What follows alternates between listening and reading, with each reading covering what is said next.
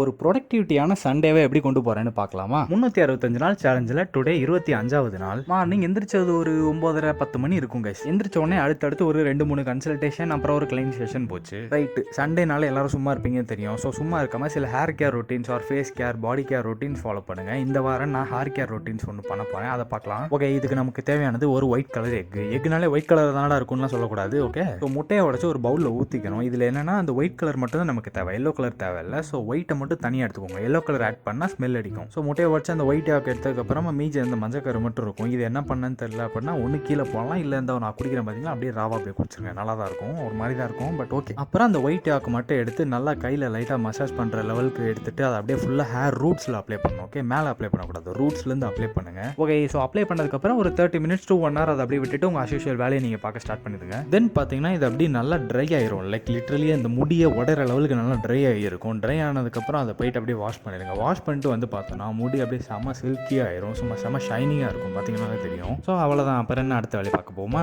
தென் கெட்டப்பையும் செட்டப்பையும் மாற்றிட்டு வெளியில் ரவுண்ட் அடிக்க கிளம்புனேன். எங்கே போகலாம்னு ரேண்டமாக கிளம்பிட்டு இருந்தப்போ சரி ஓகே மால் போகலான்னு சொல்லி அங்கே கிளம்பிட்டேன். மாலுக்குள்ளே சென்று விட்டு ஒரு ஜூஸு, அதுக்கப்புறம் ஒரு ஐஸ்கிரீமு. ஸோ ரெண்டையும் முடிச்சதுக்கப்புறமா அங்கேருந்து நேராக வீட்டுக்கு ரிட்டனு. வீடு வந்துட்டு படுத்துட்டு நாளை முடிச்சிட்டேங்க. ஸோ அவ்வளோதான், சரியான டயர்ட் ஆயிடுச்சு. ஸோ நாளைக்கு மண்டே, நாளைக்கு ஒர்க்கிங் டே, நாளைக்கு பார்ப்போமா.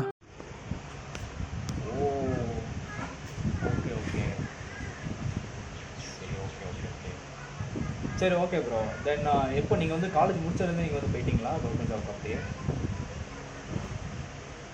ஓகே, 3 years வந்து ப்ரிப்பரேஷன் பண்ணியிருக்கீங்க அப்போ.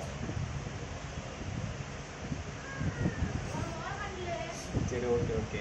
ஸோ வேறு ஏதாவது பிஸ்னஸ் தனியாக வெளியே தான் பண்ணுறீங்களா இதை தாண்டி?